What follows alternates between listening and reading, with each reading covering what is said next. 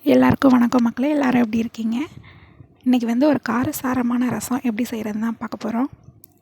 இதுக்கு தேவையான பொருள்னு பார்த்திங்கன்னா, 1 ஸ்பூன் ஜீரகம், 1 ஸ்பூன் மிளகு, 1 பல் பூண்டு தொலியோடு தான் எடுத்துக்கணும், 2 பச்சை மிளகா, 1 தக்காளி, கொத்தமல்லி, கருவேப்பிலை இந்த மாதிரி காம்போடு தான் இருக்கணும், அப்போ தான் நல்லாயிருக்கும்.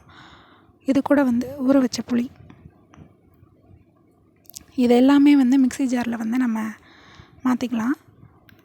தக்காளியை 4 பீஸாக கட் பண்ணி போட்டிருக்கேன். இது ரொம்ப நைஸாக அரைக்கக்கூடாது, கொஞ்சம் கொரகொரப்பாக அரைச்சிக்கணும். இந்த மாதிரி கொரகொரப்பாக அரைச்சிக்கணும். இப்போ ஒரு கடாயில் ஆயில் சேர்த்ததுக்கப்புறம் கடுகு போட்டுக்கலாம். கடுகு நல்லா பொரிஞ்சதுக்கப்புறம்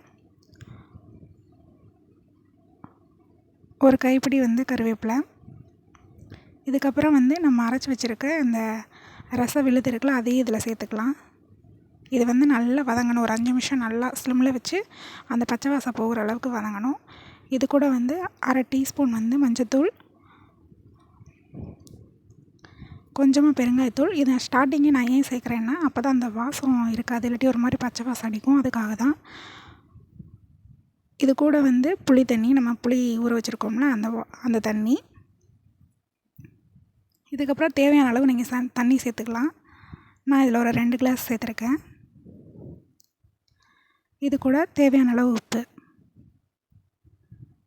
இந்த மாதிரி பொங்கி வரும்போது கடைசியாக நம்ம ஒரு கைப்பிடி மல்லி செடி சேர்த்துடலாம். அவ்வளோதான், நம்மளோட ரசம் ரெடி ஆயிடுச்சு. ரொம்ப கொதிக்கக்கூடாது, ஒரு கொதி வந்தோடனே இறக்கிடணும். அவ்வளோதான், செஞ்சு பாருங்கள், சூப்பராக இருக்கும். நன்றி மக்களே.